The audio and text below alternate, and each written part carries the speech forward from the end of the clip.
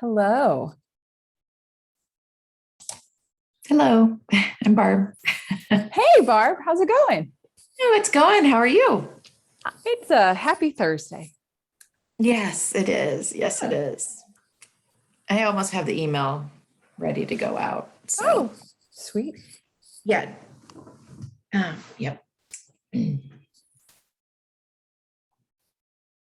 I'll give everyone a chance, a few more minutes to hop on, and then we'll go ahead and get started. Hey, Brian, good to see you again.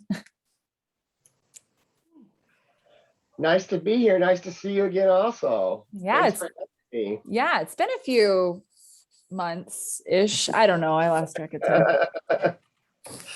It's been a crazy year. That is an understatement. Year, 18 months. You Yeah. I'm thinking I'm thinking of fiscal years, right? Grant years. So my mind always thinks in that July to June kind of cycle for some reason. For sure. Yeah.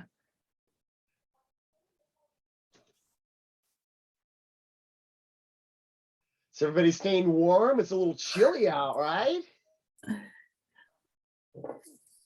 Had to turn the furnace on a couple days ago.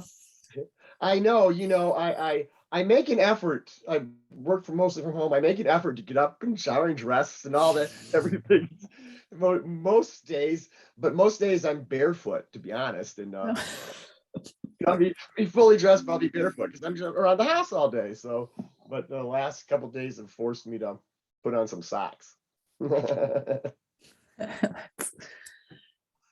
Yeah. Welcome to Illinois weather. Okay. Okay. I guess it's more traditional, right? It's just what it should feel like for the month of October, but I'm ready for fall. It's one of my favorite seasons. yeah, it's pretty. Let's see here. Hello. Hey, Don, how's it going? Good. How are you? Doing well. Happy Thursday. You too. Yeah. Real quick, a technical question. Randy, are you available to run the PowerPoint, or would you like me to? No, I can run it. I'll bring it up. Okay, thanks. I appreciate that. Awesome. So, do we have everybody? Can I see everybody? Nadia, Yes. I have no clue. I don't think, can you see me on your screen? For some reason, it just says my name. I'm just curious. Am I showing it? No, I cannot see you. But if your camera's on, some laptops have like a button at the top that like clicks over and turns off their webcam. I don't know. Oh, yeah, I don't know what I did, but oh wait, now it says to start my. Okay, let me. Maybe that's it. There you go. Okay, I think I missed that. I think. Okay. No problem. I like it. Technology. That's fair. All right. So we have a lot of new faces, some familiar, some new. Some of us are joining just to kind of sit in on a ROSC meeting to see a ROSC council meeting to see what it's all about. If that, welcome. This is the Logan Mason County ROSC council meeting for October of 2021. Hard to believe it. My name is Nadia Kleekamp. I'm Associate Director of Community Health for Chestnut Health Systems, and I've had the privilege to work in Logan and Mason for many years. And now we're taking on as a lead agency to help facilitate and build a recovery oriented system of care in Logan and Mason counties. So all I ask for folks, if you wouldn't mind just sharing your name, if you'd like to share an agency or maybe a reason why you're here today, you're welcome to do that, or you can just say your name. That's cool too. No pressure as well. So Lynn, would you like to start us off? Sure. Can you hear me? Yes. Okay. I'm Lynn Pettigo. I'm the Chief Probation Officer in Mason County. Hey, Lynn. All right. Brian, would you like to go next? Sure. My name's Brian Gooding. I use he, him, they, them, anything respectful pronouns. I am with the Illinois Helpline for Opioids and Other Substances. I'm the Community Outreach and Engagement Coordinator, and I'm here today to kind of highlight some new things and provider resources on the Illinois Helpline and let you know how those two things connect. Perfect. I'm excited for your presentation today, Brian. Thank you. Kim, would you please go next?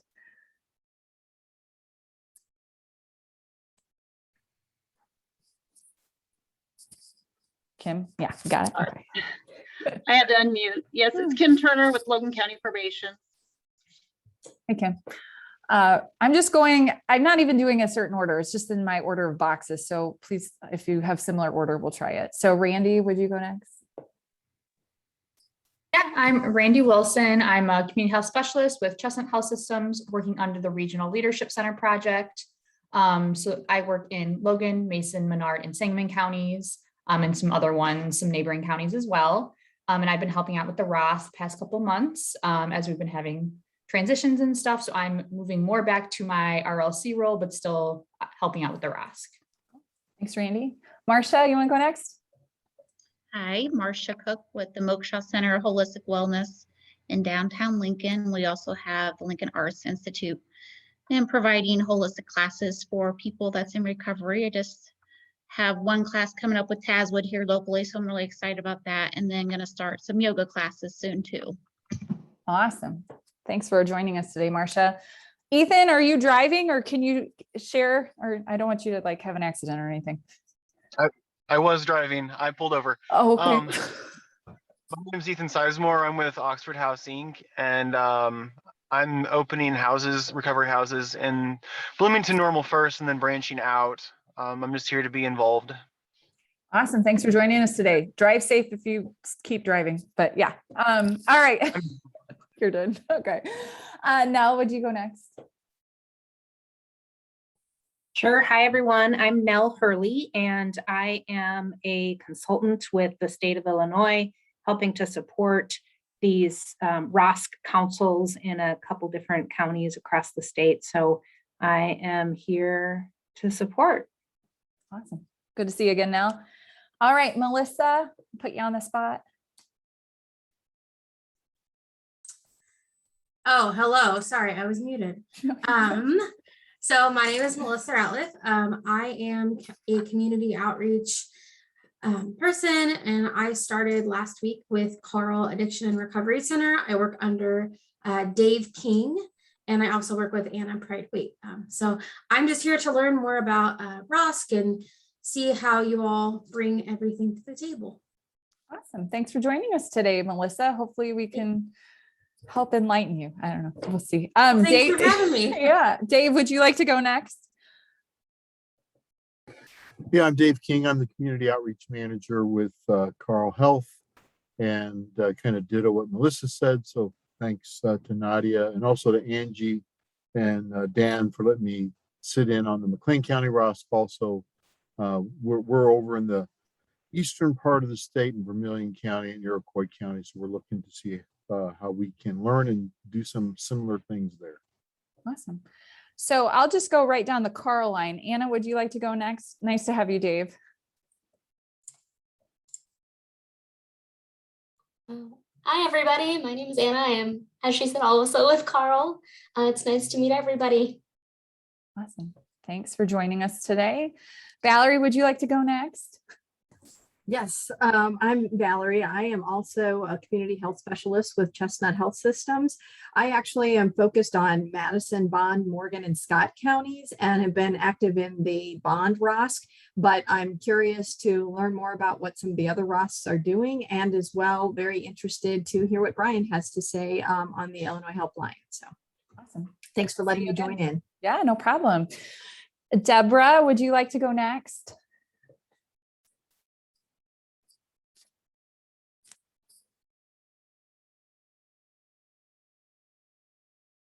Works. No, if sound is working or not. That's okay. Welcome, Deb. Denise, would you like to go next? Yes, hi. My name's Denise Backus, and I'll see if I can, I just pulled over. Sorry, I've been driving. But I am the new Central Illinois Business Development Coordinator for Gateway. So wanted to jump on and introduce myself, and looking forward to meeting you all and helping however I can. Awesome. Thanks for joining us today, Denise. Great to have you. Thanks All right. for having me. Yeah, no problem. All right, Jeanette, would you like to go next? Hi, everyone. My name is Jeanette Harris. I'm the resource, or no, I'm not a resource. I'm a recovery specialist for Logan and Mason County. I do want to rewind just a little bit just to say welcome and a little helpful hint. If your computer needs to be updated, before a Zoom call, 30 minutes is not enough. FYI. So it took me a minute to get back on, but I did want to welcome everyone.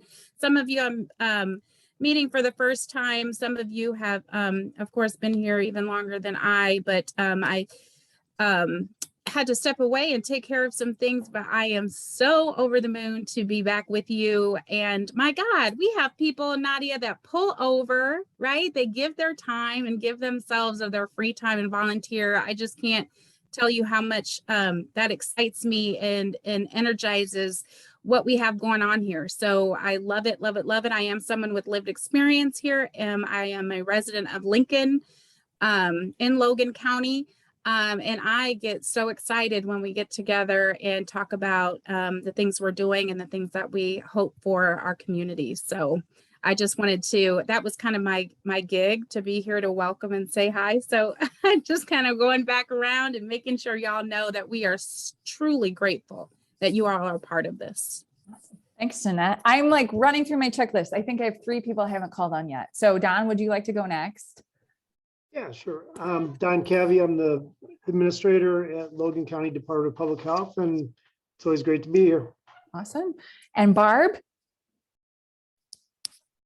Yeah, I'm, excuse me, Barb Brumlevy, and I'm a community health specialist at Chestnut. And I'm very new. I just started a few weeks ago, and I'm working on the Livingston Ford County ROSC. Awesome. Thanks for joining us today. And is that Miss Angela Stolzenberg? It is. It is. Heyo. Hello, everybody. So I'm Angela Stolzenberg, pronoun she, and I am the director of community health at Lincoln Memorial Hospital, previously Abraham Lincoln Memorial Hospital. And always excited to see what's going on here. Substance use is a identified priority for our last community health needs assessment. And so I am here for it to support and see how we can partner. Awesome. Once again, thanks everyone. Just a quick refresher. Randy will pull up the PowerPoint and Jeanette will take it away. So we are ready. Oh wait, do you have sharing capabilities? I always do this. Okay, go ahead.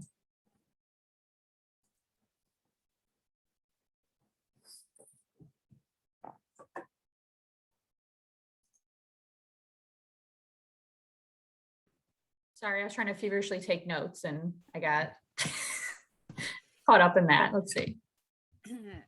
Thank you for that. So yes, welcome. Like I said, and one of the things, because we have folks who, like I said, been here for quite some time, or those who are joining us on the new. So we definitely want to just continuously have the discussion about what's a ROSC? What is this thing? And the unique thing about a ROSC for sure is that it is going to look a bit different from every community that it's in, right? The job of the, or the role of the ROSC actually is to help be that facilitating, us being, Chestnut is working on this ROSC, but to help encourage and pull together the community to ultimately have a recovery organized community. So that's definitely what we're working towards, and really thinking about, the ROSC Council, and this is anyone who continuously is participating in this part of the process of coming and meeting and finding ways in which we can fill in the gaps, learn about new things that folks are doing, is really driving that. And how can we be a force in the community that continues to help pull people together, like I said, fill in those gaps, and really learn what each other are doing, because I think that everyone who does join us, or those who our paths cross, that we're serving similar people. So it just makes so much sense in the recovery world to gather together to really help support one another and build a thriving recovery community. Ultimately, that's the goal. And so it's really not, although us here at Chestnut are kind of the holders of the ROSC, understand that this is definitely a heart of the community. And we just want to be the entity that helps to pull and identify the strengths in the communities so that we can continue on in creating a thriving recovery community. So we do believe that recovery works. We believe it's real. We believe that it is effective and it can happen, but it also has to be a collaborative effort of community from, just as much as we need the monies and the funding and stakeholders and decision makers, service providers, we have to truly be intentional about bringing people to the table with the lived experience, family members who have been involved. And so that's really what we want to use the ROSC Council and what we want to create through the ROSC. Ladies, if I've left anything out, please feel free to throw something in there. Thank you, Jeanette. Yeah, that the ask today, you're participating in this ROSC Council, and that is to help drive this whole idea and concept of a recovery oriented system of care forward. And so as kind of a recap of where we've been, we gave you some homework last month. I was going to say last semester. We're not in semesters. We're not in school. So it was to take that time to look over the needs assessment. And so Randy, will you speak a little bit about that needs assessment, or did anybody do that? The 20 pages that it was? You don't have to raise your hand, but. Yeah, I know the needs assessment was a little long, so we created that executive summary, just that 1-page quick one-over of kind of the most important data that we saw out of it, most significant, I guess, that we found, and then some of the things that we want to work on. So does anybody have any feedback from that? If you had a chance to look at either of those. I did have a couple people email me, which was great, just giving their quick feedback on it. But if anybody has anything they want to share.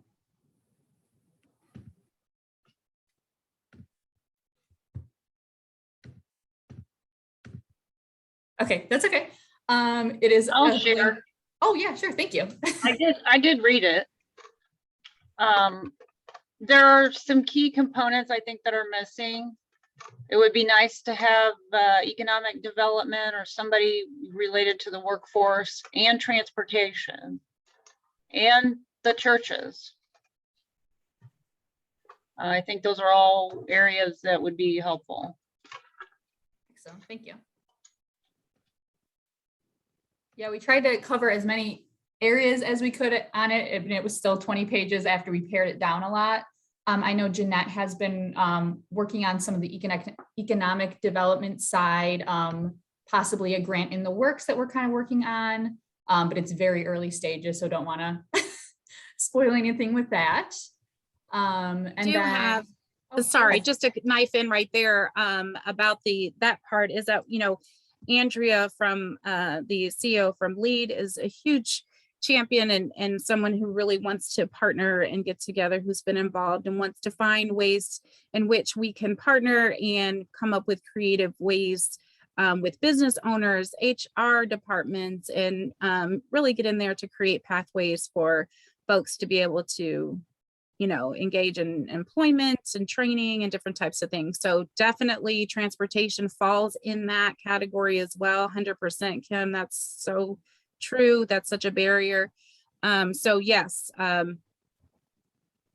we definitely have some things in the works, but it's good to hear that to make sure that we're not hearing things that we're totally off the, that we're on the right path, and that the things that are being spoken and thought of and brought up are things that are in the works. So that's reassuring to know that we're definitely in forward moving in those things. But please, if there are things, there was something brought to my attention last week that I thought was great, but just how MAR programs are being rolled out, how we can support those things. So it's really, the feedback is just so important. So thank you. And then Jeanette, do you want to share about the recovery in action? Yes, yes. So the other piece of that is getting into the work, right? We meet here once a month, but the work really can't be done in this hour. And so we are looking to strategically, intentionally create recovery and action groups, which we're looking at people with the lived experience or family members, those that are very close personally to the experience of mental health and or substance use disorder, to have working groups within our ROSC. So really starting to move into that, whether that be, you know, a group of that get together for event planning or beginning to identify different specific areas. And that's something that we're going to be asking of the council as well. So we've kind of been talking about as the months have gone on. What is your niche? What, you know, who is your circle of influence? What are some things that you're doing that you may have heard other people on the council that are doing? And how can we partner? How can we begin to have sidebar working groups that are actually putting things together? Because as we know, we can't do it all on a 1 hour Zoom. So it is going to be the ask. Obviously, it's the homework to just be thinking about that. And that also would include people who are in your circle of influence that may be effective, or it may be someone else's niche that you know within the community that may, you know, say, hey, they're doing this. And, you know, you guys, the council can also be ways to connect with other people in our communities as well. So be thinking about that too, as you know, we will begin to talk about topics and the things that have been identified as priority, action items, I guess. We're going to be doing this. And so the action and recovery group, we want folks from the community. Like I said, it's not just Chestnut that's going to lead. It's really encouraging and building that muscle of how we can pull together as a community and provide those resources and spaces to be able to encourage that. So those of you who, like I said, have your niche, your thing, like, you know, I love Marsha's. I saw we're about to do some yoga, you know, here in Lincoln, offer different things. Those are the kinds of things we want to identify within ourselves, like I said, our circle of influence, and how we can come together to work to create opportunities for folks in our community, in the recovery community. So definitely be looking out. And if you're interested, please let us know. All right, thanks, Jeanette. So moving forward, hopefully, as we all knew, last month was Recovery Month. We talked about it a lot. We had our 2 events, very great attended, excellent events. Our Logan County Recovery Walk on September 18th, and then the Mason County Recovery Walk the week after, September 25th. As I said, great community turnout, booth turnout. I thought it was a really good event. I was only able to participate in the Mason County event, so I have a lot of thanks out to the Chestnut staff that went and covered my butt when I couldn't be there. So looking forward to next year, we're trying to see maybe we can do the same event, a walk, or maybe a picnic next year. So a similar event with the informational booths and just no walking this time. So that's something we'll kind of think about in the future, and then any ways we can improve it. We are planning on making another subcommittee, as Jen was talking about, kind of focusing on these special events, if we want to do a candlelight vigil in the future or anything like that. So if you are interested in some like event planning activities, you can definitely reach out to us and we can put you on that committee. Then I have some pictures from the events. So this is from the Logan County Recovery Walk. As you can tell, a lot of people were there, which is excellent. A lot of people wearing purple, wearing our Recovery Month t-shirts that Kim put together for us from Hot Frog Designs. And then Lynn's excellent cookies here. These are some of the booth participants that were at the Logan County Walk. Beautiful pictures, beautiful faces. And these are our speakers from both walks.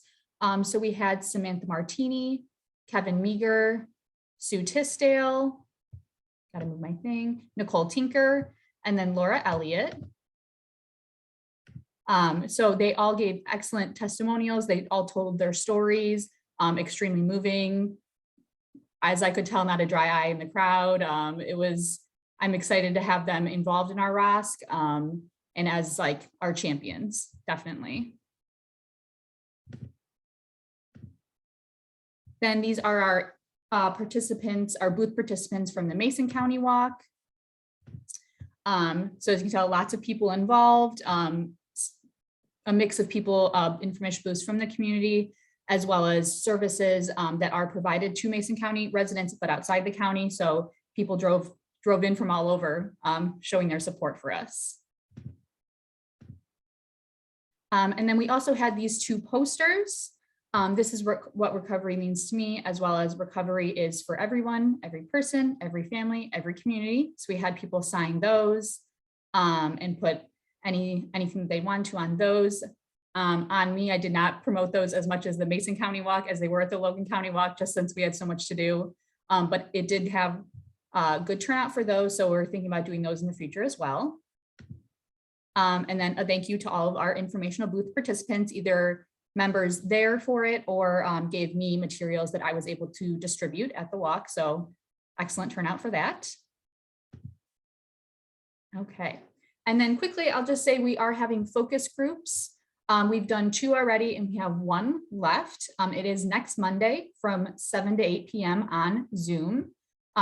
Mainly for people with lived experience, but really anybody that is touched by substance use and recovery, which as we all kind of know, that's everybody in the communities. You will receive a gift card if you do participate. And if this time does not work for you, we are doing like a key person interview. So just a one-on-one Zoom, in-person, email, whatever would work best for you, because we just want to hear community members' perspective on this and anything we might have missed in the needs assessment. We want to hear from you. Okay. All right. Sorry, I ran through all that quickly so that Brian would have enough time for his presentation. So I already kind of introduced himself before, but Brian Gooding is here from the Illinois Helpline. He's a prevention coordinator at the Public Health Institute of Metropolitan Chicago. Sorry, a bit of a mouthful. It is. I'm working on that name. Okay. That's why you have the abbreviation, right? Okay. And then Brian, did you want me to share or would you like to share your slides? If you don't mind, I'll share. Excellent. Yeah. You should have sharing capabilities. If not, let us know. Can you all see that? Yes. Excellent. All right. First of all, thank you folks for allowing me the space and the time to present what I believe is a valuable resource to you folks. Thanks to Randy and Angie for inviting me to your recovery walks and for allowing me to come to your meeting here. It's been a really challenging 18 months in the pandemic. We have some, with 93,000 plus overdoses in 2020 across the country. We've had kind of a twin pandemic going on here, a pandemic and an epidemic within a pandemic. So it's really important now more than ever that we connect folks to those services they need to stay healthy and safe while they're exercising their choices, whether that be harm reduction or recovery or support services. We want to make sure that we're getting that information out to folks across the state of Illinois. Again, my name is Brian. I work at PHIMC, but I serve as the community outreach and engagement coordinator for the Illinois Helpline. I'm going to move through these next slides really quickly because it's just about funding. So really the helpline is the only statewide resource for finding substance use treatment, recovery, and harm reduction services across Illinois. There's also a bunch of other features that we're going to go over on the helpline as we go through the presentation. It's free, it's confidential, it's 24/7. You can reach us 3 different ways, through our call center, through our interactive website, and we have a text feature. And really the helpline is available for individuals experiencing substance use or their families, friends. I know there's some probation, folks from probation here. That could be a really useful tool for folks that are providing those services and handing out wallet cards and making sure that they're planning that receipt that seed for recovery and the people they're engaging with, because we know not everybody's ready at what time. So you don't need to be calling for yourself. Calls are always confidential. They're available in English and Spanish. We also have a translator line for other services. And you can be any age to receive any information. So and what the helpline is not, it's not a hotline. It is a resource and information hub for folks that are experiencing or have experience with substance use disorder. We're funded by SUPRA, administered by SUPRA, and funded by SAMHSA under the State Opioid Response Grant. The helpline itself is operated by an organization called Health Resources in Action. They're actually based in Boston. They're a nonprofit with over 20 years of experience in operating helplines in other states and ours. And they subcontract with PHIMC to do this local outreach work that we're doing. So right into the meat of things. So helpline services, what can we do? So the helpline services, they're really, they're there to assess consumers' needs through motivational interviewing techniques, using a assessment through conversational interaction.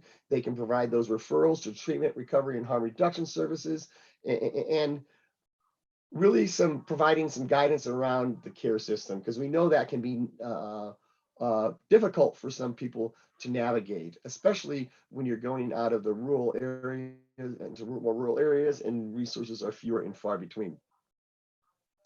So they can also answer any questions about addiction and recovery. You can call them up. As I said, it can be used by anybody to really get any kind of information you need about addiction, treatment, and recovery. They provide follow-up services with consent. So people that are calling the line and interacting with our system information specialists, those are the folks that answer the call.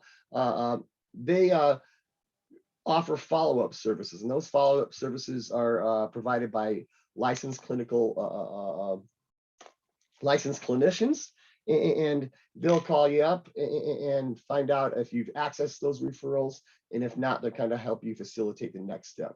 And below is really kind of is a quote from one of our SIS workers. Those are the folks that answer the phone. It says a person called over a few days who was determined in her recovery. It was nice to build that connection, and she felt grateful to have someone in her corner. So this person called the helpline, as I said, over a couple of days. They were able to connect with that same person and build that relationship, and really felt like there was somebody in her corner. So that's really important when you're reaching out to for help, is to feel that that person you're reaching out to has your back, isn't in your corner.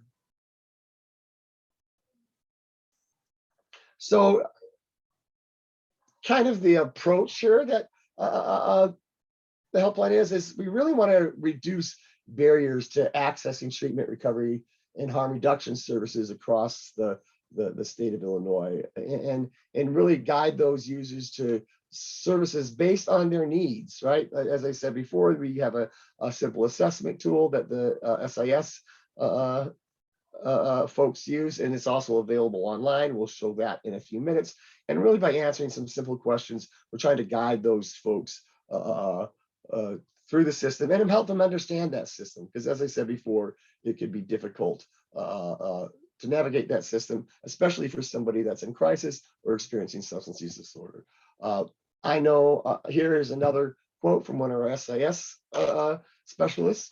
They say, "I know the courage it takes to pick up the phone on a good day," and even more inspiring that people are working to get into recovery despite COVID-19. And you know, COVID-19 was a really big barrier last year to folks that are struggling with substance use disorder, and it showed with the increase in overdose deaths.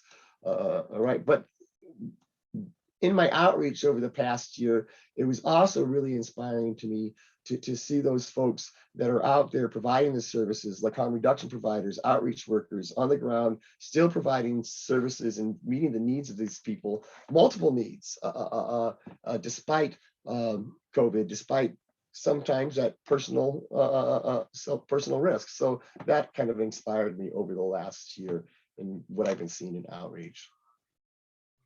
So they offer caring All right, there's a non-judge. quick question in the chat. Yeah. Nell wanted to know, is it okay if I just ask you the questions? Oh, that were yes, posted? please do, Okay, please do. I got my presentation up, so I can't see anything. that's what I thought. So, So Nell just wanted to know, are the people that are answering the phone local or are they based in Boston? So they're based in Boston, but they are hiring local people now, because what happened is COVID went virtual. You know, everybody went virtual. So now they're building more of an Illinois-based team. But I had the opportunity when I first came into this role to kind of shadow some of those folks and hear how they interacted with people. And they really, are caring, non-judgmental, and they have some expertise in the field. And they're often people with, most of them are people with lived experience. And they all have relevant trainings and certifications that allow them to do this work. And they reflect the diversity of the other callers. So, yeah, so long story, no, most of this call center is actually located in Boston, but since the COVID, those folks are working from home. They're hiring folks from Illinois that are working from home, especially in the new housing initiative that we have. Those folks are all Illinois based. So does that answer your question? Yeah, that answers my question. Brian, this is Nell. I sort of think of the difference between a hotline and a helpline, as a hotline is like working with people in the moment in like crisis situations. Yes. And a helpline is like a referral, sort of a referral line. Absolutely. Is that right? Okay. Yeah, like I said, we're not a crisis line at all. So these folks, if you're in crisis, should be calling 911 or another crisis line. We really serve is that resource and referral hub. Yeah, I just think that I think it's great that you're getting people from Illinois on the team. I just wonder how much of a challenge it is for people in Boston to be referring to, like, how do they know what are the resources on the ground in Illinois? So we'll definitely get to that. That's very important. Sorry. When it was initially populated, the helpline, it was populated based on licensure. Who the state went in, super went in and said, okay, who's providing services based on the license? And then it was populated that way. And then we kind of built from there. But there is some barriers, I think, around provider engagement in the provider portal and making sure that resources are the most current and up to date in there. And I'll show you where that is in the next couple of slides. So down here, we have another quote from one of our SIS workers. I remind callers that the recovery journey will not look like other individuals, and it's not just one and done, one way. I encourage callers to keep calling and get the treatment they need because they are worth it. So these folks really do interact with those folks in a caring way, caring, compassionate way. So some of the components of the helpline, we really have a focus on impact. I'm trying to increase awareness and maximize reach to support all paths to recovery, right? And all stages of recovery, whether it be you're just seeking you're seeking harm reduction services, maybe you're seeking a support group, maybe you're already in active recovery, maybe you're seeking recovery, maybe you're a loved one, maybe you're a probation officer looking for resources for one of your probatees. The professional approach, as I said, all staff are trained, certified, they're under clinical supervision, and we really have a eye for quality improvement and listening to feedback from providers through listening sessions, provider engagement sessions. We had a champion program. We had some feedback from them last year, and then take that information back to try to improve or enhance the services that we provide at the helpline. So we have a state-of-the-art infrastructure, a database, website, telephone system, a call center. We can call or text. The website is offered in English and Spanish.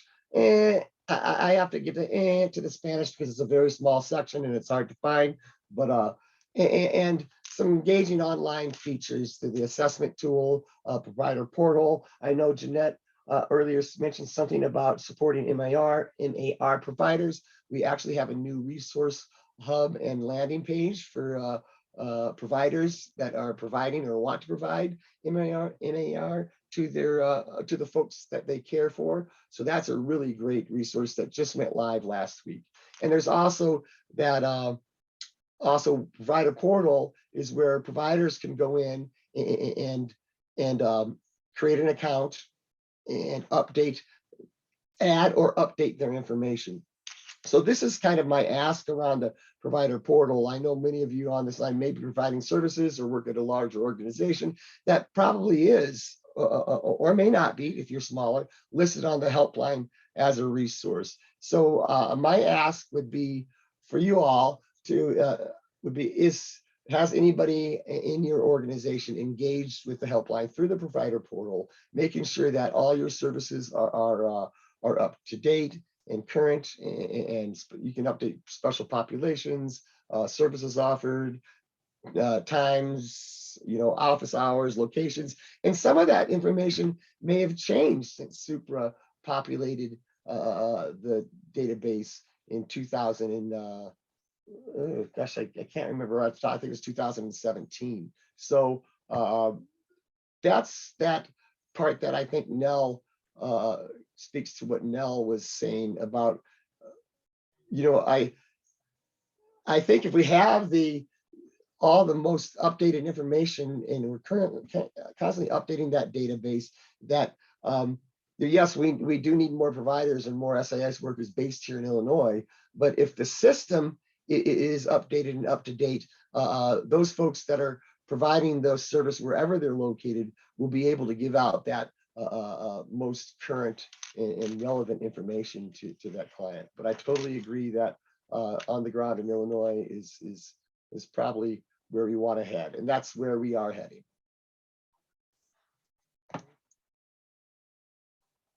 So some of the other helpline components include our capacity management system. This was launched in 2019. It's a centralized, confidential, secure, and integrated system that residential treatment centers and service providers can use in real time to manage bed availability and or their programs' wait lists for services. The helpline uses that bed availability and wait list data to facilitate available services for Illinois residents when folks are calling. I will go back to that caveat here that it's about those providers logging in and making sure they're updating that information on a regular basis. I know that folks that are funded under Supra to provide substance use and recovery services are required by their contract to go into this system and update that information if you're providing those services. I'm not sure how aware all folks are of that piece in their contracts. So that's another caveat there. Another connection that we have that's recent and launched in March of this year is really a partnership with the Illinois Prescription Monitoring Program to help teamed up with them to help connect patients who have been identified as needing substance use treatment information and referrals to a helpline specialist. With a minimal interaction from the provider, the PMP system will send patient information with consent from the patient, of course, and prompting a call back from the helpline. And I think and that's a really great connection. If for all those that don't know the prescription monitoring program, which most of you probably know is an electronic tool that collects information on controlled substance prescriptions throughout Illinois. It's reported daily basis by retail pharmacies dispensing in Illinois. So folks can go in there and see, providers go in and see who's been prescribed what, where, and when. So where did I go here? So as of March 2020, the Illinois helpline really kind of serves as a central access point to DHS services. There's a multitude of options when you call the line. The first option is still the Illinois helpline, but you can be connected to other services such as the AID call center, Medicaid, housing resources. I think there's behavioral health resources, Illinois COVID state updates. And then just launched last week is really the support for clinicians prescribing medication for assisting recovery. So yes, so now there's in August, so we kind of looked at expanding the offerings to include support and connection for physicians looking to or currently prescribing medications for opioids from the homepage, the helpline website, and we'll look at that really quickly here in the next slide. Clinicians can navigate to a dedicated landing page and where they can find some professionally developed toolkits around MAR, a curated resource library, up-to-date learning events calendar, and information on opting into a physician-to-physician mentoring program, which is really great. So really hooking those folks up that may have some hesitation or questions around prescribing MAR to the folks that they're in their care, hooking them up to other physicians through a mentorship program is really great. And the option to receive personalized support from a dedicated technical assistance. So that's really, really going a long way to try to increase access to MAR across the state of Illinois. We know that often can be a stigmatized service. So here is the helpline. If I can, let me see if it'll let me pull it, because I just want to pull through some of these tabs really quickly.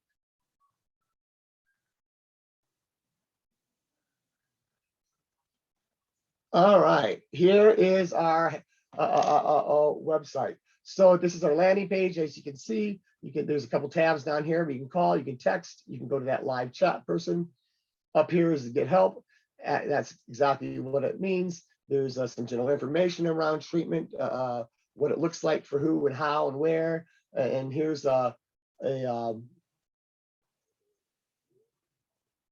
is our interactive self-assessment, whether you're getting help for yourself or someone else. And as you answer these questions, more windows will pop up, and you end up with a list of referrals, a list of folks to call.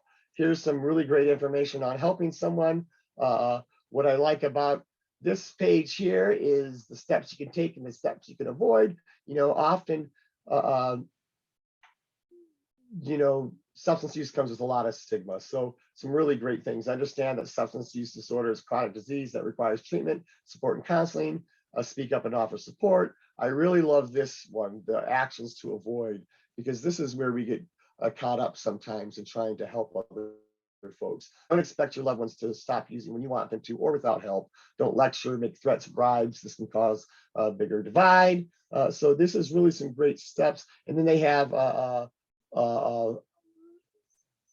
some access to support groups for those folks that may be looking to help someone, and access to Narcan training. Stay safe is exactly that. That's our harm reduction page. This is where folks can go to get information about harm reduction and some really great stories from some of our harm reduction providers across the state, and then some connection to those services. Learn how to prevent and stop an overdose, find a syringe exchange program, and an oxylone distribution. So that's a really important page also. Stop overdose, again, pretty self-explanatory, telling you what are the signs of an overdose, what to do. And then again, those linkage for naloxone distribution. There we go. About, this is where we're going to have really about the Illinois helpline, some highlights. And then here is where you can order materials for yourself. You can order wallet cards. That's really helpful for those case managers, social service providers that can really use that wallet card. You may know that somebody's struggling, but they're not ready for help now. So give them a wallet card. That's planting that seed. They may need it later. And you can also order posters here for your organization. here's where I really wanted to highlight is our provider portal. This is where providers can go in and log in to create an account.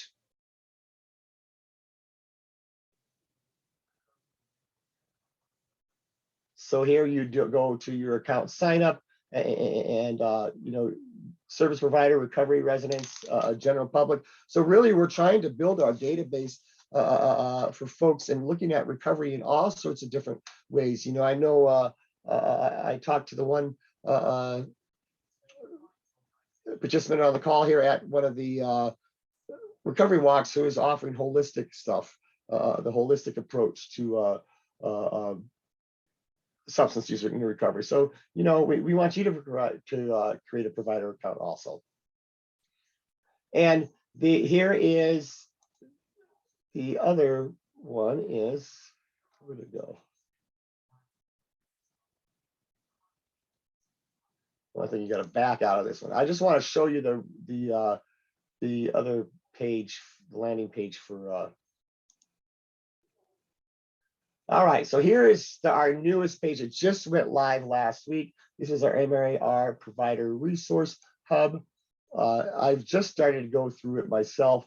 So really, here's some toolkits, a resource library, and here's where you can get some personalized support, like I said, that mentoring program, that technical assistance, and then upcoming learning events. So I encourage you folks to go ahead and peruse the website and use it as a resource. It can be used in many different ways. And if you're a provider, please check with your agency. Is there somebody that's connected with the helpline now? If not, how can we get there?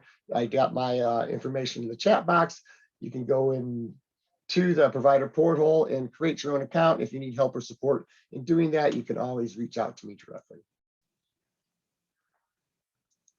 So it's hard to see here for your folks, I'm sure, but I just tried to pull some specific data around Logan and Mason County. The top here, you'll see this is data across the state from beginning of this year till October 13th is when I purchased this data. But here we had 11 calls for alcohol, 10 for meth, 8 for heroin, 5 for all other opioids. And then all other stimulants, we had 4 calls in that time period from Logan or Mason County. And here again, this is just a breakdown of the referral cases. And again, this is a breakdown of your substances ranked in the top 10. And then I think just a really quick, I think it'd be remiss to not to highlight the fact that substance use disorder, like many other things, disproportionately affects our Black and brown brothers and communities of color. So whites are more likely to progress more quickly from initial use to dependence, onset to treatment access. The arrest rate for drug possession is 3 times that of white. Black and Hispanic patients are less likely to complete their treatment for alcohol and drugs, and they're disproportionately impacted by the criminal justice system. And they have higher Medicaid enrollment rates, which we know is a barrier for folks accessing treatment. People don't want to serve those Medicaid patients, and they're generally of lower income. And here's just some, here's the overdose death rate in Illinois, 2019. So as you can see here again, our non-Hispanic, Black or African American brothers and sisters are disproportionately affected by this. So we need to, in the helpline, we're doing some special outreach to those areas that are most affected in those populations. So some dissemination strategies, really quick. You might see some billboards on the way where we about to do a harm reduction campaign that will go on major news channels and networks across the state of Illinois, with social media, digital assets, online advertising, outreach activities like This Now, and then my participation in your local recovery walks. and then again, our YouTube and TV campaigns. So another ask is really helping to promote those services. Not only do we want to get you in and registered as a provider or a resource on the helpline, we want your help in promoting those services. I'm one army of one trying to promote the services across the state of Illinois, so I'm always looking for folks to help me do that.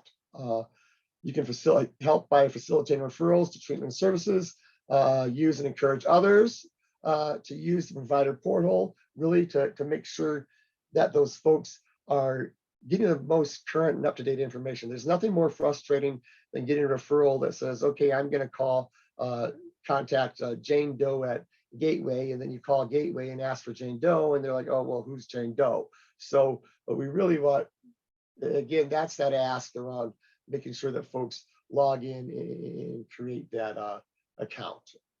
Provide feedback on your experience, yours and others' experience. Use the helpline. We like feedback, positive, negative, whatever. I don't think any feedback is negative. It's all useful. And again, as we said, it's not only for folks that are currently using or in recovery, but really a resource tool for anyone seeking that information or referrals for your clients or loved ones. You can follow us on social media. We're on Facebook, and I believe I can't remember last night. It's Twitter, or I believe it's Twitter. Order to certain materials. So again, those helpline cards, I've been really making an effort to get those out to folks that have access to those folks that need the information the most, right? Because again, for me, I am a person of lived experience also. It's about planting that seed, right? So whether you're a case manager and your client in front of you, you know they're struggling with some substance use, but they're not ready now, you know, make sure you have these cards to hand out to them, because it may be that moment when I'm looking in my wallet and saying, okay, I'm ready now, let's reach out to somebody. Post our banners and badges on your website. There's also in that about section under materials, there's a link to digital materials and digital banners. And then contact myself if you have any other needs or opportunities or need support in accessing the provider portal. This was a quick video that we'll probably skip just for essence of time. I want to stay true to my 30 minutes here. And here again, 3 ways to find us: 833-2-FIND-HELP, helplineil.org, text us. Here's my contact information, which was also dropped in the chat earlier. Here I was right, Twitter. Here we are on Twitter and Facebook. So please go in and like us on Twitter or Facebook for materials and digital downloads. You can order stuff here. We do have specialty stuff for folks that are doing outreach or harm reduction work. You know, first aid kits, water bottles, cinch bags. We're looking at reordering and getting some feedback from some of our harm reduction providers to see what they would find most useful in their outreach. And again, making sure those harm reduction providers have wallet cards to distribute. So that's my spiel. Awesome, Brian. Thank you so much. That was very informative. And yes, you definitely stuck to your 30 minutes, I think, exactly. I'm very impressed. You know, I used to have I could be a talker. And I remember my old boss at one of my other agencies I used to work for, he'd be like, Brian, you have 5 minutes. 5 minutes. Because if you didn't tell me how much time I had, I would go on until I got tired or people got tired of asking me questions. Awesome. Yeah, so we are nearing the end of the time, but Brian, if you do have a couple minutes to stay on after, if we just want to ask you a couple questions. Absolutely, absolutely. Okay, perfect. Valerie, do you want to ask your question, or I can ask it for you, either one? Thanks, Brian. That was awesome information. So thank you for taking time share all of that with us today. I think my question was around when you were talking about providers and how a provider can just go in and enter information about their organization. I was just curious if there's any screening process that's taking place, or how is it that the system is actually validating the legitimacy of one of these providers? And is that list the list that the helpline or the call-in line is actually using when they're making referrals? In other words, if somebody didn't go through that registration process, are they then not included as a referral option? Yes. So, okay. So, yes, there is a vetting process that happens on the back end. So once you go in and you create an account, it goes through a verification system on the back end, and they may reach back out to you with any questions or concerns that they have. So again, the system was populated by Super based on licensure. So a lot of you folks may be in that system already and just not know it. Because when I first came on, I did this little outreach. I tried to do an outreach project providers, but what I was finding when I was doing my cold calls was there people like, well, who the heck are you? Who's the helpline? This person isn't here anymore. Or since it was based on licensure, the contact was often the name of the person on the license. And that probably wasn't the best person to contact, and definitely wasn't going to be the best person that would be in there and updating those information. So I don't know what work Super did when they had the rollout and making sure that folks were aware and notifying people. But right now, it's just really important that we get as many resources in there as we can, and making sure the folks that are in there are logging in and being and having up-to-date information. So yes, if you're in there now, your stuff is showing up when somebody's doing a search for your services in their region. We'd like new folks to go in there and create an account and enter service, because we want to expand those services in the region. I think on one of those slides I forgot to point out, and when somebody's calling for helpline in Logan or Mason County, the average distance between them and their referral is 37 miles. So and that's small compared to that's compared to some other places in the state where you have up to 50 plus miles between your referrals. That's yours. So yes, so we're hoping to get as many folks in and updating their information. I worked in direct service for a long time, and I know when giving out those referrals, if I'm giving you a referral and you try to call it, it's a bad, and you can't access that referral, all of a sudden I'm the person that gave you a crappy referral, right? And I may have lost credibility. And so I kind of, for my years of direct service, I kind of have that in the back of my mind when I'm thinking about folks calling the helpline, right? And how can we make sure that this isn't happening to those folks?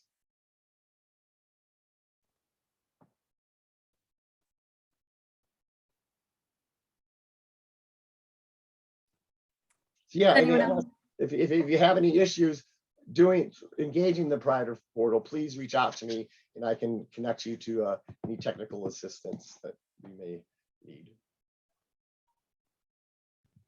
Does anyone else have any questions for Brian?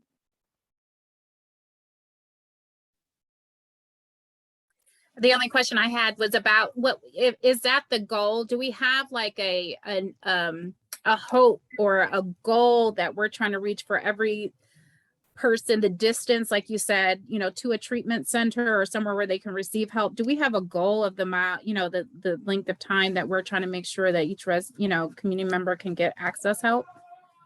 I don't think that's really been specifically identified as a goal of the helpline, but when I think that's a goal of, that's a goal of mine in outreach, is really making sure that if I'm out there, at the recovery walk in Havana or Lincoln, that I'm trying to connect with those folks there to make sure that hopefully engage them, to make sure that they're in the portal or engage and find out new resources in that area.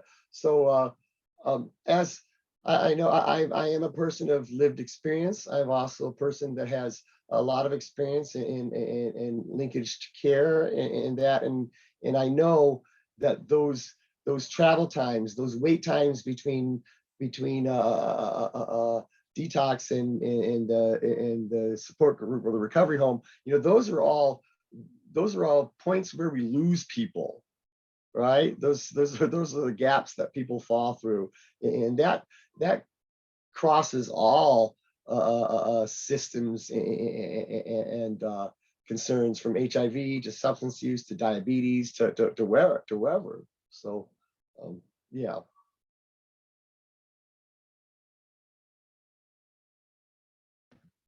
All right, Brian, thank you again for coming to our meeting today. I think a lot of people got a lot of information out of this, and I'm pretty sure we'll all be poking around on the website soon to try to see if arthritis are listed on there, or if there's something we might not know about already in a surrounding county that is kind of close for us, which would be great.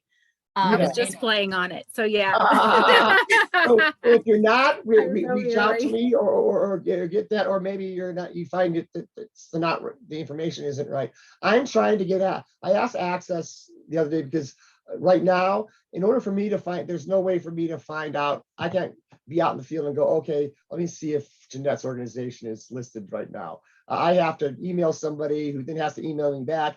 The other day, I just asked for access to that whole back end so I could do some right on the spot stuff with you folks and say, hey, hey, Jeanette, you're not listed. In fact, it says here, you only serve these kind of people, right? So, and we can, because I think that'll be a more effective way of me being able to kind of amplify that outreach and have some impact. So stay tuned. But for now, just reach out to me directly and I will get any information I can to you in a timely manner. Excellent, thank you. And I do have I have a lot of the resource cards that he was talking about, the wallet size and some posters. If anybody just wanted a couple, or he can send them to you as he said before. But as I'm making my rounds in the counties, I can drop them off. If you just want to see what they look like or anything, I can definitely do that. Thank you all for attending our ROSC meeting. Our next one will be in 1 month from today, so November 18th. Only 2 left for the year, so we'll end the year strong. At the next meeting, it's going to be more open-ended. We want to get some dialogue from our community members and stakeholders about what we want to do with the ROSC in the next 6 months for our strategic planning purposes, and just hear from you guys, since we have had a lot of things going on, just kind of do a reset and hear from you where you want us to focus our efforts and what you're kind of passionate about moving forward. Continued support and guidance, and we are always hoping to have an ear to hear and to learn and to share with one another. No more days of reinventing the wheel when some of you already have genius created. So please share with us, and we want to share with you. And if there's ways that we can support y'all, please let us know, because we want to do that too. This is a collaboration, not just of what we have going on, but because all of us are doing great work. So please make sure to call on us as well. All right, I'll end the meeting. Thank you all. Have a great rest of your day and stay warm. Bye, all. Bye. Thank you. Thanks. Thank you.